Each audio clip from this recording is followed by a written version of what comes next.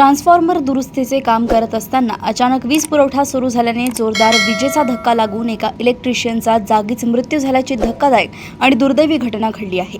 मृत कर्मचाऱ्याचे नाव अजय अरविंद हाडगे असे आहे। पोलीस निरीक्षक जितेंद्र बोबडे यांनी दिलेल्या अधिकृत माहितीनुसार ही घटना 7 जून रोजी दुपारी सुमारे 3:30 सुमारे घडली। परिसरातील एका ट्रान्सफॉर्मर खराब झाल्यामुळे त्यामधील तांत्रिक बिघाड दुरुस्त करण्यासाठी महावितरणचे 3 लोकांचे एक पथक घटनास्थळी दाखल झाले होते।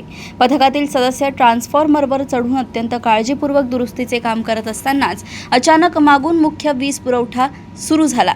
यामुळे अजय हाडगे यांना हाय व्होल्टेज विजेचा तीव्र शॉक लागला आणि त्यातच त्यांचा दुर्दैवी मृत्यू झाला। या घटनेमुळे वीज कंपनीच्या सुरक्षेवर आणि समन्वयावर गंभीर प्रश्नचिन्ह निर्माण झाले आहे। घटनेची माहिती मिळताच पोलिसांनी तत्काळ पावले उचलली असून पोलीस निरीक्षक जितेंद्र बोबडे यांच्या मार्गदर्शनाखाली या संपूर्ण प्रकरणाचा सविस्तर तपास केला जातोय। या अपघाती मृत्यूमुळे मृत अजय यांच्या कुटुंबावर दुःखाचा डोंगर कोसळला असून संपूर्ण परिसरात तीव्र हळहळ व्यक्त होत आहे। पोलीस स्टेशन हिंगणा येथे 70/26/194 BNSS नुसार एक मर्ग दाखल आहे। यामध्ये उखरी शाळेजवळ एक ट्रान्सफॉर्मर खराब झालं होतं। ते ट्रान्सफॉर्मर दुरुस्त करण्यासाठी 3 इसम गेले होते। त्यापैकी इलेक्ट्रिशियन अजय अरविंद हाडगे यांना इलेक्ट्रिक शॉक लागला, त्यामुळे ते तिथेच त्या ट्रान्सफॉर्मरवरच त्यांना करंट लागल्याने त्यांचा जागीच तिथे मृत्यू झाला।